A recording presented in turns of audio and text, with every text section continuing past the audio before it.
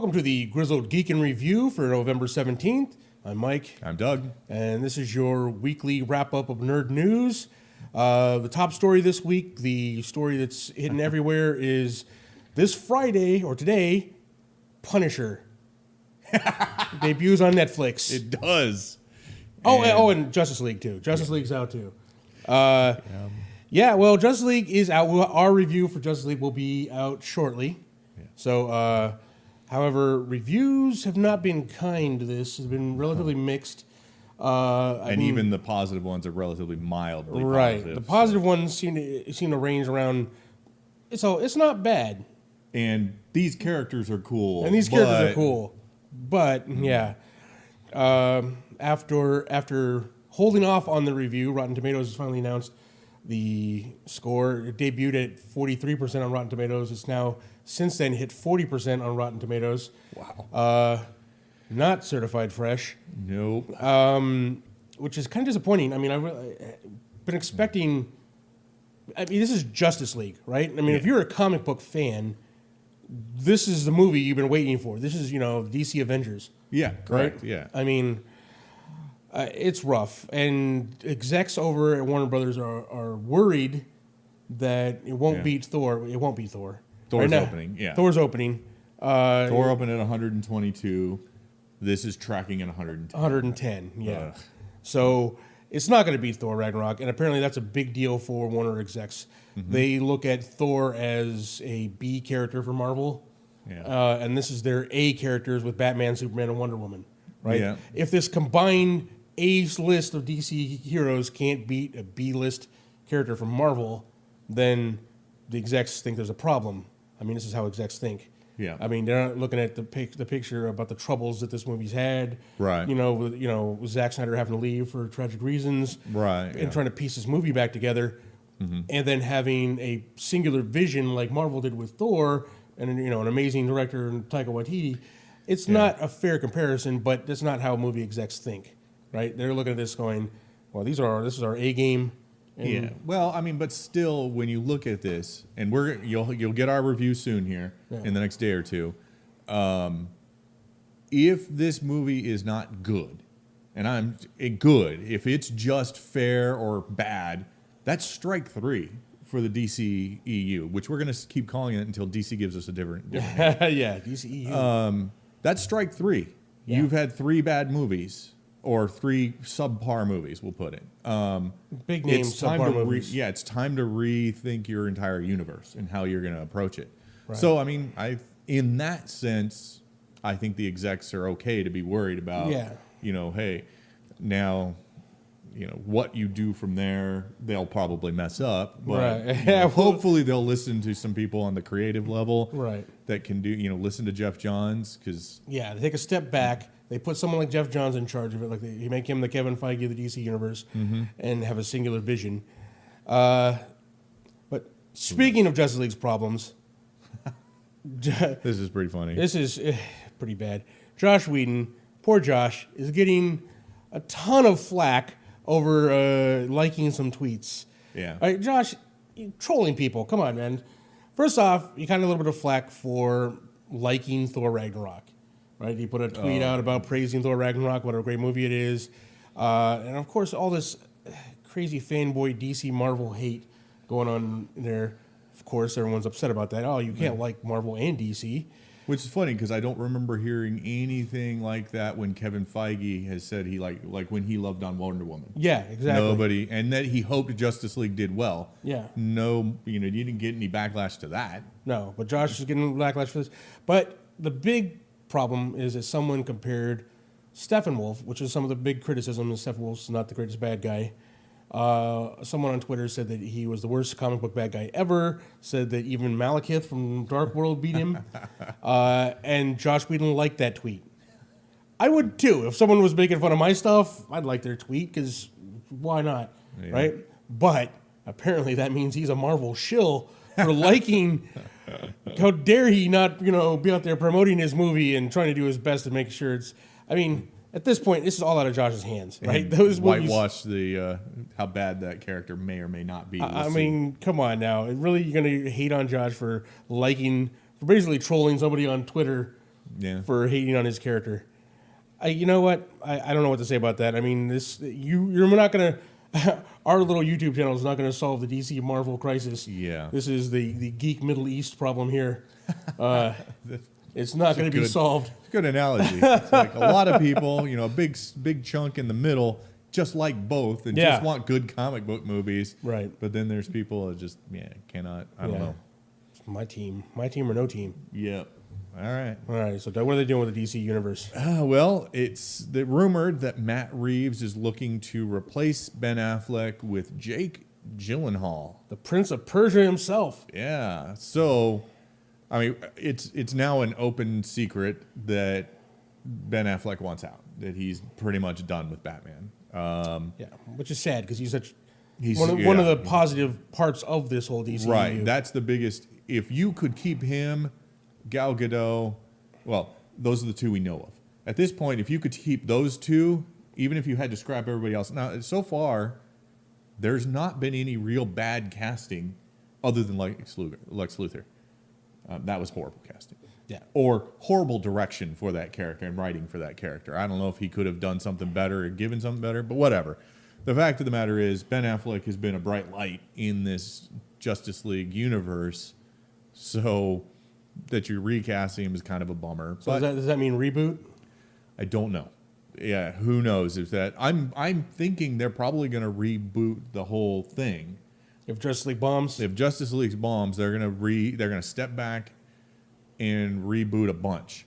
Now that doesn't necessarily mean total recasting, which I'm really hoping not. I mean they can't recast Gal Gadot at this point. No, They're two. I mean she's the anchor now. Yeah, especially if Batman's leaving.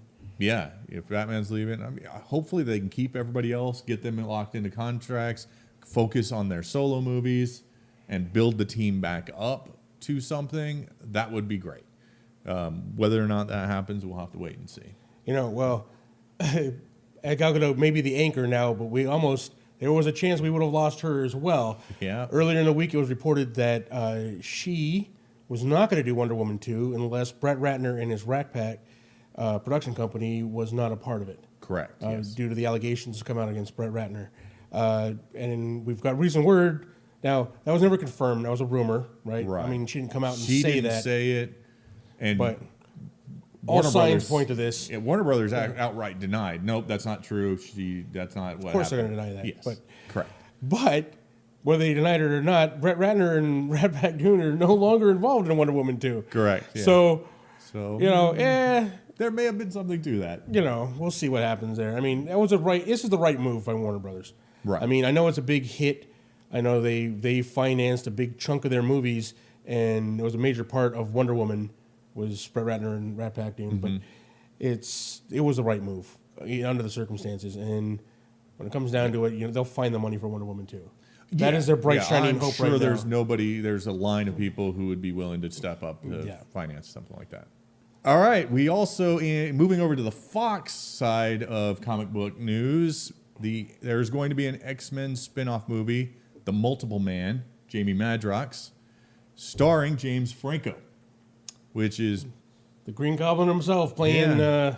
Although I have more and more as has gone on, I like James Franco more and more. The more things I see him in, or see him promoting and stuff, he just. I like James Franco. I think he can play off because Jamie Madrox has always been kind of a comedic character. Yeah. So I think if they're going for that vein, James Franco talking to James Franco will probably be amazing. Right.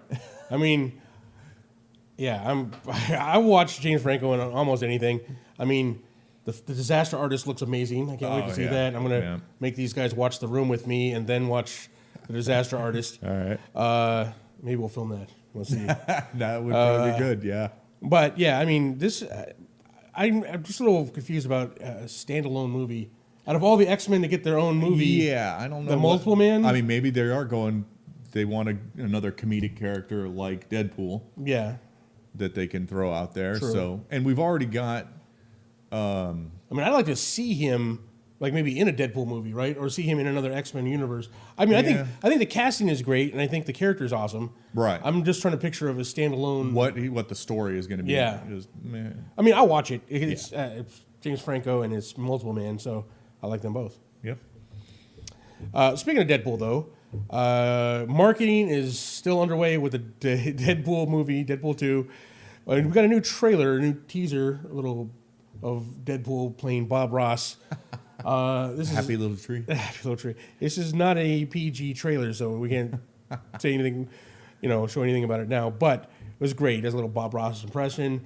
And that alone is great. That is hilarious, right? Tons of, off-color jokes through that whole bit. But at the end, we get snippets of the actual movie, like some cutscenes of the movie, right? Oh, okay. Thrown together, we get to see, Teenage Negasonic. See her new hairstyle, which is awesome. We get to see. I mean, it just looks really good. And along with that, the Deadpool webpage is basically brought up a title and a synopsis, kind of. So the title they've listed for this is officially the Untitled Deadpool sequel as the official title. Which, that's awesome. Yeah. And the synopsis we're not going to read here, but it goes in. It's written by Deadpool. It's written by Deadpool. A ridiculous synopsis involving deadly bovines and flux capacitors and all kinds of craziness. Go check it out. Read the description yourself. Guess we should link to that down below. Yeah, we were talking earlier about is the marketing on Deadpool 2 going to be as viral as? Yeah. Well, it's going to be as funny, definitely. Yeah. So that's awesome. Cool. And go check out that trailer. Yeah, definitely. All right. Hey, in Disney news and Disney theme park news, we don't do that very often, but the Star Tours ride is set to reopen in Disneyland this week. So I don't know if that means today, the 17th, or whatever. Yeah, probably for the weekend. And each time they do these refurbish, they are also adding stuff from the new movies. Yeah. So there'll be now a portion of the ride that is The Last Jedi. I remember when this ride was Captain EO. So. Oh, they're around the corner from Captain EO. Oh, is it? Was it around the corner? It used to be Journey into Inner Space. Oh, that's what Star Tours, Journey into Inner Space. But now Old they are Disney. The way the ride works now is there's a start place where you're escaping from the Empire or something like that. Mm-hmm. Then you get a message that you've got to go, or you go to another planet, some random planet. Then you get a message from some either Jedi or rebellion character or something like that, and they send you to another planet, and you go to that other planet. And it mixes and matches stuff. So you might be on Jakku, and Admiral Akbar tells you to go do something or other. But they're not doing that anymore. They're not going to do that anymore. Yeah. Now they're going to give you 2 different lines so that you don't mix eras. So I guess one line will be episodes 1 through 6, and the other one will be 7 through whatever. Yeah. Although the 1 through 6 line is not open yet. That's coming right now for I guess until the movie's out. It's just the new stuff. Oh, they're only going to... Yeah, for right now. They're not mixing eras right now. Because that's only 2 planets that they're working with. There's only 2 planets right now. Which is funny because when Jakku was added, I went to Disney and I rode the ride like 4 times and never got to go to Jakku. Oh. So I was very disappointed. Now you're pretty much guaranteed to go. Now you're guaranteed. Although I won't be going until April, but I'll let you know once I get how the 2 lines work. Yeah. Because I'll be able to try out both lines and we'll see how that works. So they got a line for the old and crusties who are like, don't mess with my Star Wars. And then they have the new stuff. Right. Well, the semi-old and crusties because there's still 1 through 3. Oh, yeah, the prequels are still in there. But that's okay. Take the good with the bad, I guess. Yep. All right. Well, they're remaking Dune. Not remaking. Oh, they're not remaking Dune. They're not remaking David Lynch's 84 Dune, according to Denis Villeneuve, the director. It will not have anything to do with the 1984 Dune. This will be a total reboot based more on the book. And what he said was, it was quoted as saying that he's a fan of David Lynch. David Lynch is a great director. I don't know if I go great. I love David Lynch, but he's an acquired taste, definitely. But he had a vision in his head of when he read the book. Denis Villeneuve had a vision in his head of what this world looked like, what the story was to look like. Yeah. I mean, he's a visionary director. I mean, if you've seen Blade Runner, 2049. No matter what you thought of that, it is a beautiful, beautiful movie, amazing looking. The Arrival, same way. I love that movie. So this guy, so Denny's going to do his version of Dune the way he imagined it. He said when he saw the original 84 Dune, he liked the movie, but it wasn't what he pictured. So I'm way excited to see what his version of Dune is, and it's going to follow more closely to the book. Yeah, it's interesting. So a lot more political. Now it'll be interesting to see, has he signed for multiple movies? Because it's very hard to tell the story of at least the first 3 books of Dune separate from each other, because they lead. One leads into the other, very, very closely. So that'll be interesting to see. Did you like? I mean, you're a big Dune fan. I've liked, to a degree, every Dune that's come out. I've read Dune probably 4 or 5 times. Yeah, I love it. It's one of my favorite sci-fi books of all time. And yeah, I liked David Lynch's Dune. It wasn't a perfect, like he said, it's not a perfect remake. It's not a perfect match to the book, but it's still cool. Yeah. It's got lots to like about it. It's got Patrick Stewart as Gurney. Yeah. I mean, although Patrick Stewart, unfortunately, they did kind of gruff him up a little, but he wasn't the Gurney from the book. He's not the Gurney from the book. Yeah. He was like an ugly lump of a man, he's described as. Right. And even the guy they got in the miniseries that came later was not. I mean, I don't think he was not as if you want to say attractive as. It's okay, you can say Patrick Stewart's attractive. Patrick Stewart, it's all right. But so he was a little stockier and stuff like that, but still not an ugly guy. Which I don't know if you'll ever get that cast. We'll see if Denny sticks to that for ugly actors and call out for ugly actors. But we'll see. I am excited. Villeneuve's an artist, man. I want to see a 3-hour Dune movie, because I don't know how you do it in less than 3 hours. Well, if anyone can do a 3-hour Dune movie, it's Denis Villeneuve. Yeah. I mean, if he gives the treatment he gave to 2049, Blade Runner 2049 to Dune, man, I'm all in. Yeah. I will sit through that. I don't care if no one understands it but me. Yeah. But no, I'm excited for it. All right.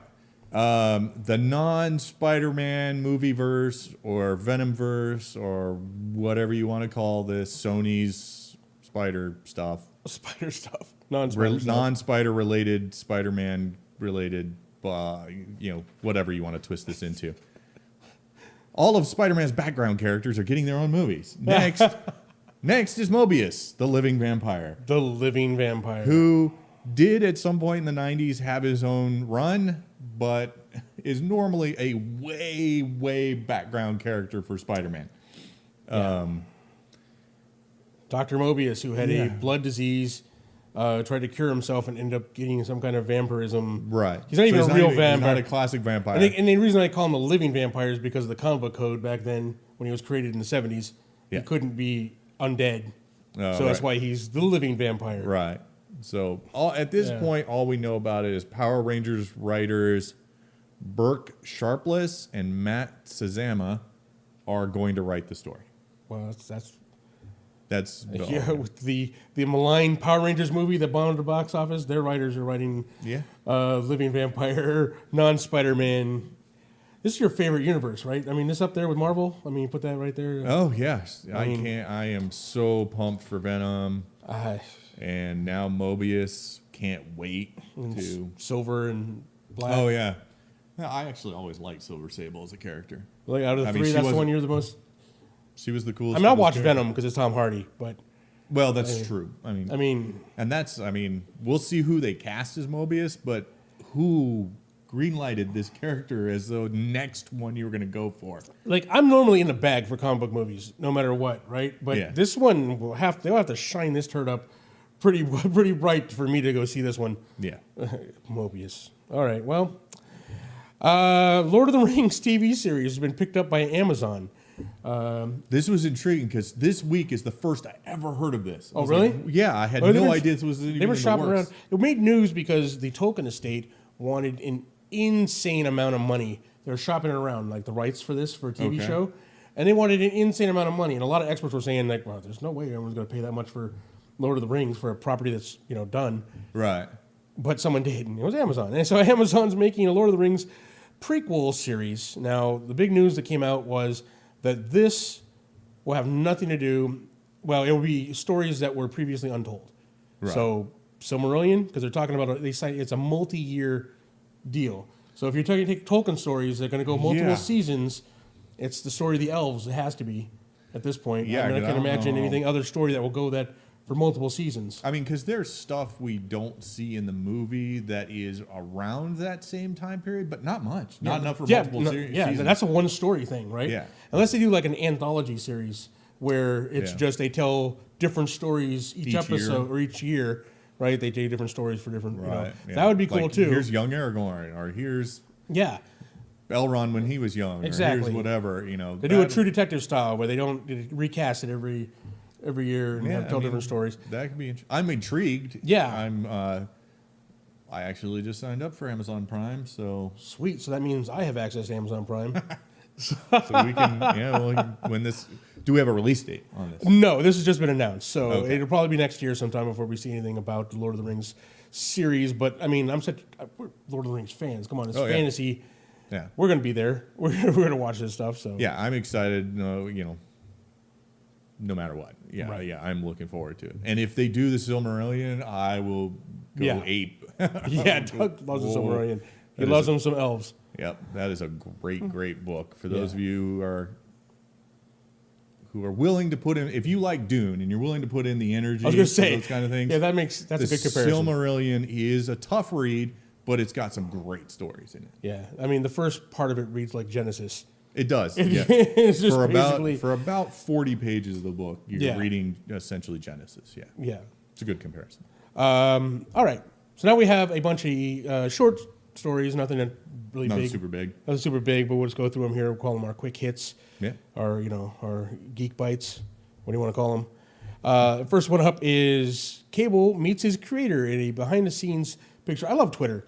There's Twitter, like all these people get to put up these awesome pictures. Right. So we get to see Rob Liefeld meet Cable in behind the scenes of Deadpool 2, which I love the fact that they're bringing Liefeld in, behind the scenes and helping, letting them see this. Right. This is a character he created. Now, he created Cable and Deadpool. And Deadpool, yeah. Now, he didn't create the Deadpool that we know and love. Right. I mean, he was just more serious mercenary when he created him. Yeah. And later on, he was got the comedy, fourth wall breaking Deadpool. But, I mean, it's awesome that he's there, so. That's cool. You see a picture here. Yeah, and we got a Liefeld Bob Ross Deadpool drawing. We did. So that'll be. I'm telling you, I think Liefeld's art's getting better. I mean, Deadpool has wrists in this, so that's good, and there's no pouches or enormous guns. Nice. So, there you go. All right, that's an improvement. All right, the Gambit movie. For some reason, they announced that they hired a production designer, Jess Gonchor. I don't know how to pronounce that. I usually give you the names, but I don't. I'm not familiar. She worked with Gore Verbinski in the past. I don't know whether it's on Pirates or whatnot, but so they got a production designer. Basically, they're announcing anything to tell you that the movie's not dead. Look, it's still It's still in production. We're still doing stuff. We're hiring a production designer. Yeah. Okay. So, that's good. Yep. Yeah. I mean, I want to see a Gambit movie out there. I know you don't. You're not a particular. I'm not a big fan of Gambit, but I like Channing Tatum. So yeah. So there you go. Channing Tatum, I'll go see him. All right, The Last Jedi gets a new poster, which I assume we'll be putting right about here. Yep, an ominous poster with Luke leaning over everyone else in his very Sith-looking hood. There you go. Yeah. And in related news, we also discovered just 10 minutes before we started filming that some of the royals got cameos in The Last Jedi as stormtroopers. Yes. I don't know if you'll ever be able to tell. Knowing this, which ones sure they have no lines, but so I don't know. I mean, I guess Daniel Craig got lines. Yeah, true. So we'll see. Everyone our generation. Oh, you said Tom Hardy too. Tom Hardy's also going to be a stormtrooper in it as well. All these big Hollywood actors, they're our age, our generation, who grew up on Star Wars, or just do anything to get in the movie. I'll be a stormtrooper. I don't care if you don't get to see my face. I'm get to wear stormtrooper armor. Sweet. Yeah, that's awesome. That's awesome. Yeah. All right, we got our first look at Billy Batson and Shazam together at the premiere of Justice League. Zachary Levi and Asher Angel. Asher Angel's Billy Batson. I guess so. You get the alliteration going there with his. Yeah. All right. They met and took a photo. This photo here at the premiere. So we get to see a little preview of Shazam in the future. Nice. And I think they look good together. I mean, I still think Zachary Levi needs to put on 50 pounds of muscle, but other than that, I mean, he is going to the gym, so hey, we'll see how that goes. Or a foam rubber suit, one of the two. Yeah. We have a little controversy brewing again with Justice League. This one over the new Amazon costumes, which are quite a bit skimpier than they were in Wonder Woman. Well, see, here's Patty Jenkins's version of female Amazon armor, which looks practical. Yeah. And then you have, the leather bikini, I guess is how you describe it. How do you not just use the same costuming? It's the same people. I assume you bring in a lot of the same people to play the Amazons. Possibly. So why not just use the exact same costume? Well, Zack Snyder is the one that, I mean, this is all done way back before, he's the one that actually did the design. So Zack Snyder's. Oh, okay. This is Zack Snyder's Amazons, what they would look like. All right, so, all right. Who knows? All right, little bit of news here. Sebastian Stan confirms Chris Evans playing Nomad, kind of. Or he's trolling. Well, he signed the kid's poster, right? Some kid had him sign his poster, and he kind of doodled on it. And on Chris Evans' picture, he drew a beard on it and a little word bubble saying, I'm Nomad. Whether it's confirmation or not, I mean, we all know he's not playing Captain America, obviously. He gave up the title in the Civil War. Right. And Nomad makes sense, comic book-wise. It does, yeah. So, yeah. Or maybe Sebastian Stan just really knows his comic books and he's trolling us. That's true. Either way, it's cool. Either way, that's awesome. So, well, folks, that's it for this week. All our nerd news bits. Yep. We'll be back next week. We'll be back soon with our Justice League review. Yeah. Tell you whether or not you need to go see it or not. You're going to go see it anyway. But thank you very much. Please like and subscribe. Tell your friends about us. Leave comments down below. We'll gladly get back to you. And if you want to support this channel and the things we do here, we have a link to our Patreon page down below. Our patrons get access to cool stuff like shows early, behind the scenes, and blooper videos, and access to cool stuff like this T-shirt right here that Doug's sporting. I'm a Grizzled Geek. Oh, there you go. Plus other have the logo and are shamelessly pandering. Yeah. So thank you very much. We'll see you next week. Goodbye. Thanks.